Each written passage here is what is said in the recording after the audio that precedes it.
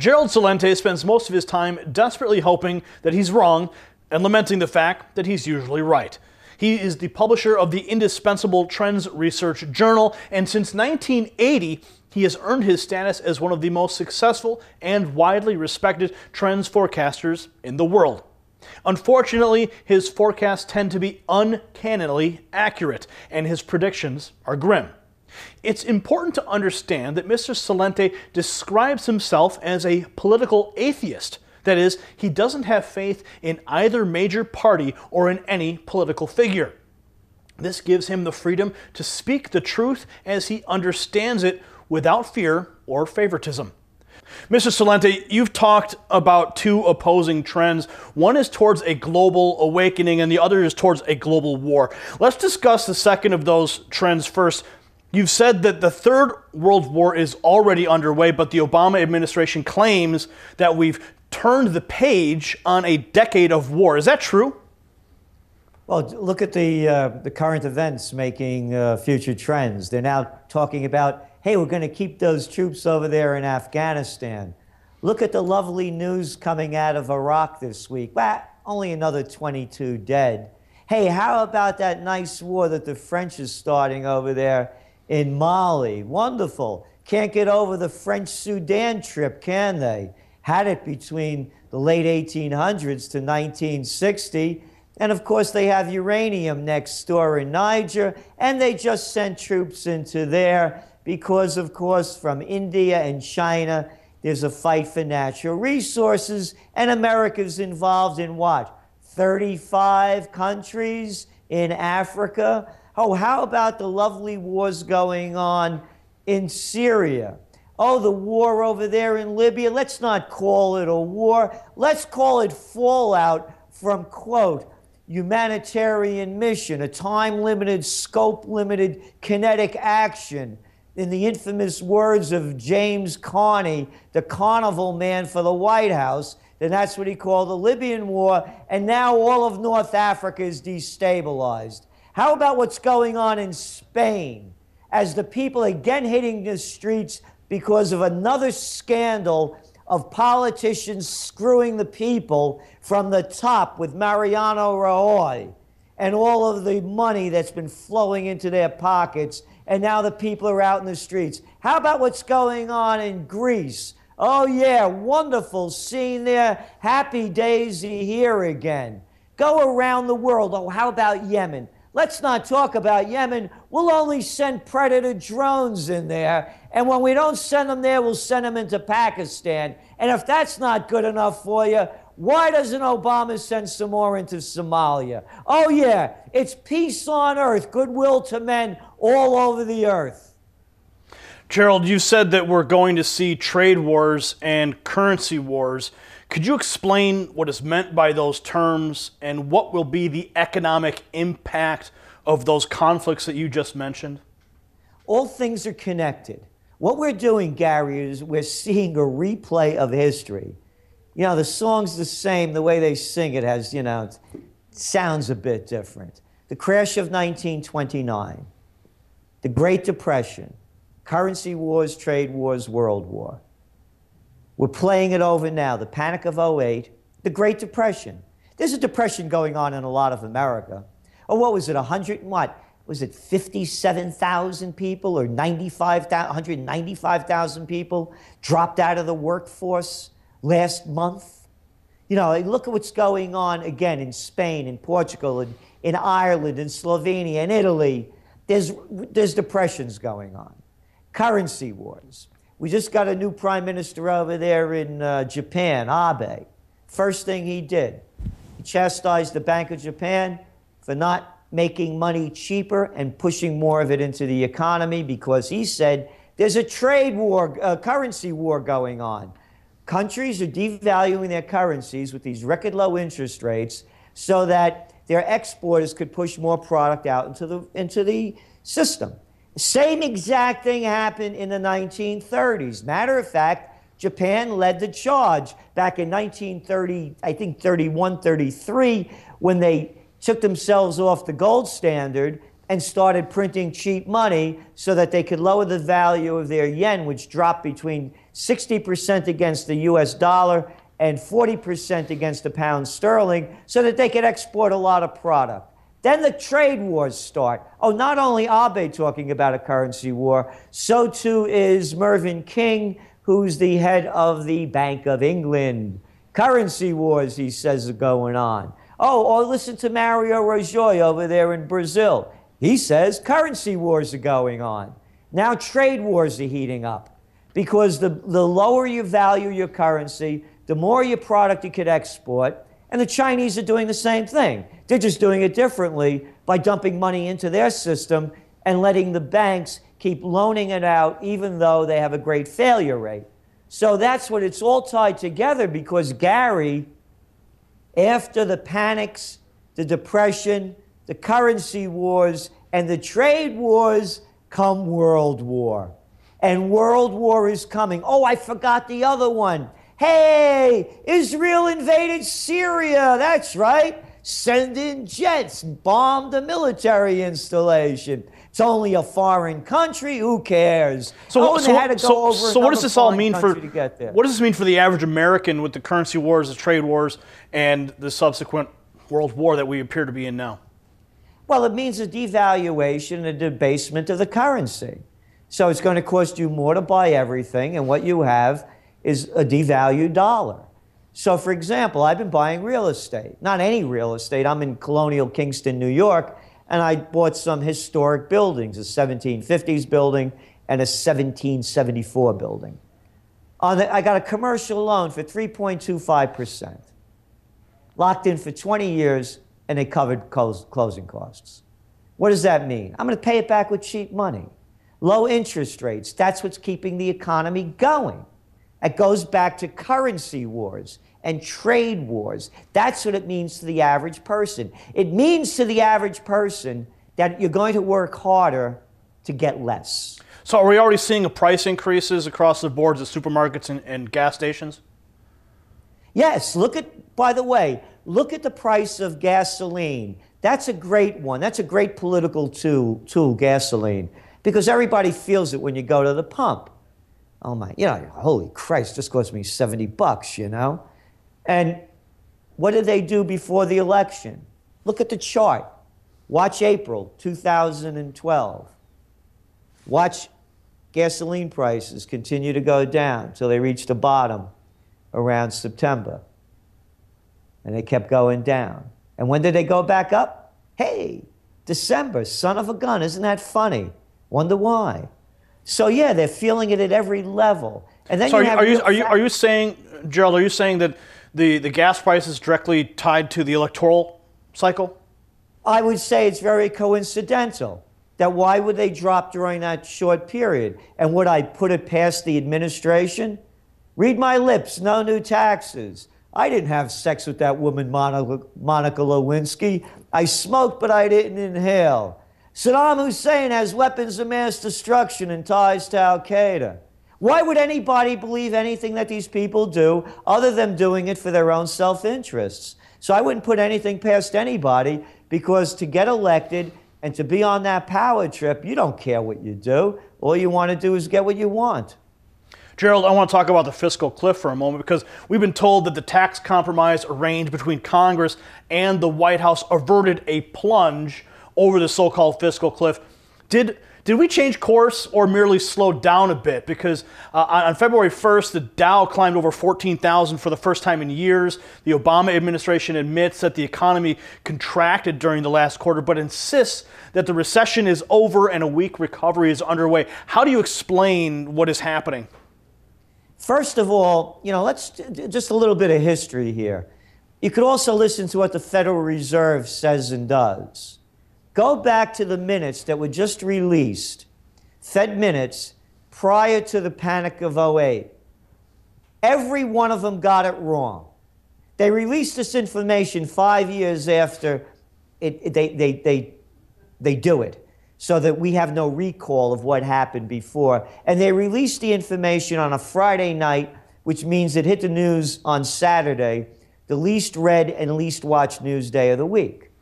Why would anybody believe what the administration or anybody else says about where the economy is going, since, check this one out, for everybody with attention deficit disorder.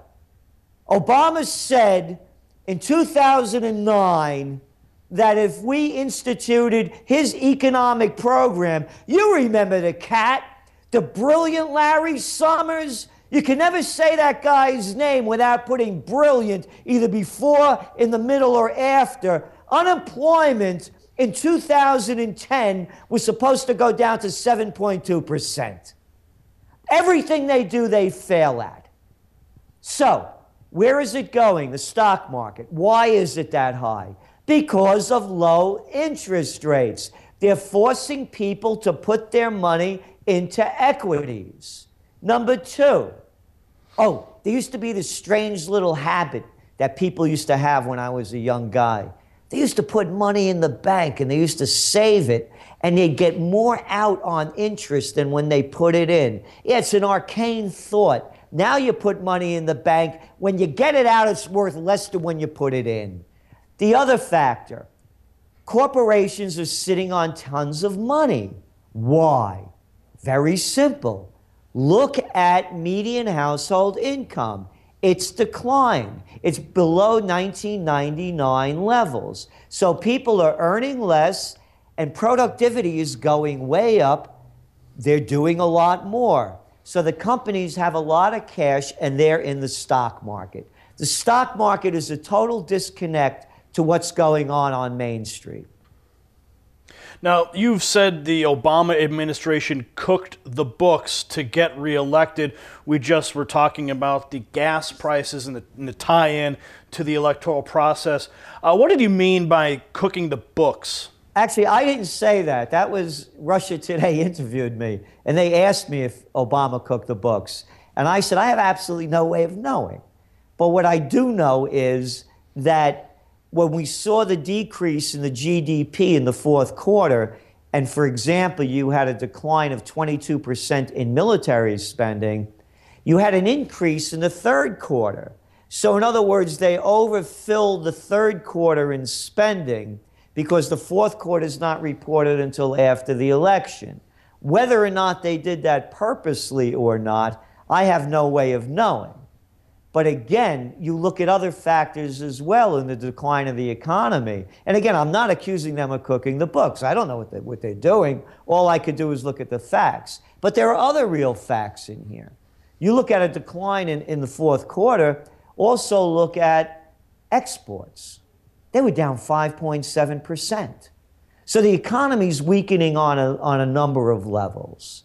And Gerald, I'm sorry, go on. We do need to take a quick break here. And when we return, the Obama administration is openly campaigning to disarm the American public, albeit incrementally, beginning with a renewed ban on so-called assault weapons. We'll discuss this topic with Mr. Gerald Celente after the break. And we're back with Gerald Celente, the publisher of the TrendsJournal. Gerald, the PBS program Frontline recently aired a documentary entitled The Untouchables that described how not a single significant Wall Street figure has been prosecuted for the criminal misconduct that led to the collapse of 2008. Now we see that Mary Jo White has been appointed to head the SEC. Is she the right choice for the job? I think she's the right choice for the job, considering what the administration is and what the administration before this one was, and on and on. Somebody that will do very little to prosecute the real criminals and make a big deal about going after the small fish. And when you look at her track record, where is she now? She's with a white shoe boy firm. And her husband was also, it's a revolving door. He was, I believe, with the SEC before. So no, it's just more of the same. And just a different tune. So no, I don't expect anything from that. Why should anyone? I mean, Obama's been in charge now he's going on his 5th year, and as you mentioned, not one head rolled on Wall Street, and he had all this big talk about how he was going to clamp down on them before he got elected in 2008. And just to backtrack for something that just came back in my mind, you were talking before about the fiscal cliff. Remember Obama campaigned that he wasn't going to raise taxes against the working people? Now, didn't they just raise the taxes and Social Security taxes? We all have to pay more. So again, why would I believe anything that these people do? And their interests are protecting, quote, the too big to fail. People call him a Marxist, a communist. That's not Marxism or communism. Merger of state and corporate powers, by definition, is called fascism. Too big to fail has destroyed capitalism. There's no such thing in capitalism as too big to fail. So Mary Jo White is just more of the same. Now, I want to switch to a different subject about the gun control debate, because the Obama administration is openly campaigning to disarm the American public. Do you believe that we'll see a major firearms restriction bill enacted this year or anytime soon? You know, I don't know, because you don't know whether other events may precipitate more action on this front. But I'll tell you precisely the way I see it, and why no matter what they do, that the only people that will lose are we the people. There are over 300 million guns out there. Who has them? You know, and who's going to get them? The people that shouldn't have them. You look at 80% of the crimes that have been committed with guns. Who has them? Unregistered guns by criminals. You look at every major tragedy from people that have slaughtered people since about the late 1990s. Every one of these cats are on some kind of psychotic drug. Every one of them, whether it was Ritalin, Paxil, Zoloft, this, that, or the other thing. This will be as effective as the government's war on drugs. Hey, only $1 trillion later, and a lot of innocent people packing up the prison industrial complex, and nothing has changed. Then you look at how wonderful the government was during Prohibition. Hey, that worked just swell. The criminals had the booze. The criminals will have the guns.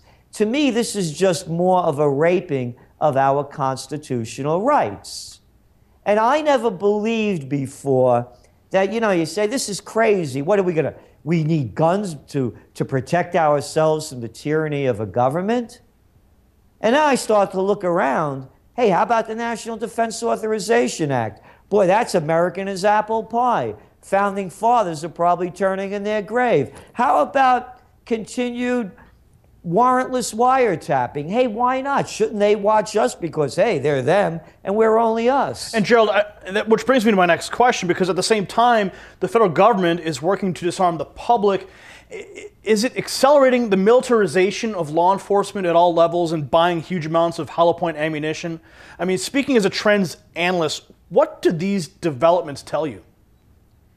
Well, they tell us, and this is what the TrendsJournal is a lot about in this current edition, is that they too anticipate a breakdown of the economy. They're not that stupid. I mean, even they know that you can't just keep printing cheap money. And when the system breaks down, there's going to be a lot of disturbances going on. You know my saying, when people lose everything and have nothing left to lose, they lose it. And you're going to see more and more people losing it. A militarization, look what the cops look like. I mean, Hitler would have been proud of this group. You want to talk about an SS? I mean, you go to every little damn town around. They have SWAT teams. They're dumping all this money from Homeland Security and arming the police. Look what way these guys dress. I'm a guy that grew up in the Bronx. I mean, they never had stuff like this going on when I was a kid. And now that you go to a little town, these guys have enough, body armament to go through the Battle of the Bulge. So yeah, they're planning, as I see it, and as Dr. Paul Craig Roberts, the former Assistant Treasury Secretary under Ronald Reagan, who writes for us as well, sees it, it's a militarization of the United States in order to protect the administrations and the governments from uprisings from the people as the economy crashes. It's as old as history. Gerald, after discussing all of these grim developments, could you describe what you've called an ongoing global awakening, and what hope can the American people have for the future or the year 2013 ahead? The Great Awakening happened in America prior to the Revolutionary War. What happened was, first it was a religious revival. The Puritans are the first group, they're really tight. Other religions start coming in and people get it. Listen, I don't have to follow your religion to gain salvation, if you believed in salvation. The second part of it was, and I don't have to listen to some church nobleman or hierarchy tell me how I should interpret the scriptures or how I should be, how I am responsible for my own salvation, no one else. It's how you live your life. That was the first part of it. The second part of it came from the writings of people such as Thomas Paine. And it was a realization that noblemen weren't better than anybody else. You know, their mother's not better than mine, you know, just to keep it equal, was the attitude. And King George III could go screw himself along with his lords and everybody else. This is America. All men are created equal. And it was a breakdown of that system that began the revolution. Gary, we've reached a new nobility.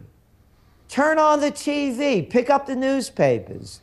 Every time these prime ministers, chancellors, or presidents show up, they got a bunch of flunkies dressed up in the uniform of choice from whatever era you want. They're all saluting. Red carpets are rolled out. They wave from their royal coaches, these jumbo jets, and they've raised themselves to a level of nobility.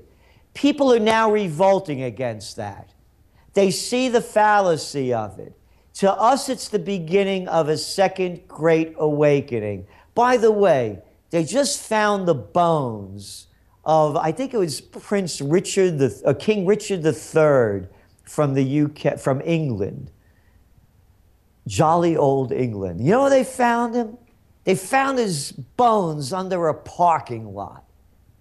Hey, take it easy, man. They're only bones.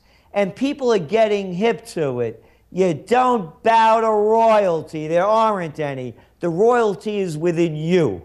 And that's what the Great Awakening is, and that to me is what it's going to take. When people rise to the highest levels within themselves, when they see the dignity, the respect, the passion, and the courage that they have within themselves, they don't take crap from little flunkies dressed up like prime ministers, princes, and chancellors.